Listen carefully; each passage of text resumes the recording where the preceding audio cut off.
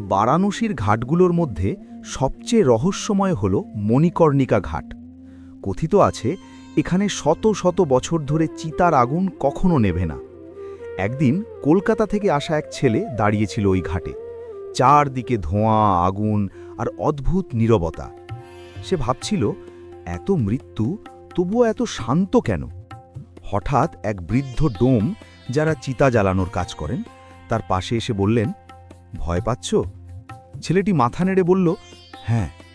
বৃদ্ধ হেসে বললেন, বারাণসীর মণিকর্ণিকা ঘাট হিন্দু ধর্মের অন্যতম পবিত্র শ্মশান, যেখানে বিশ্বাস করা হয় যে এখানে দাহ করলে আত্মা জন্ম মৃত্যুর চক্র থেকে মুক্তি বা মোক্ষ লাভ করে।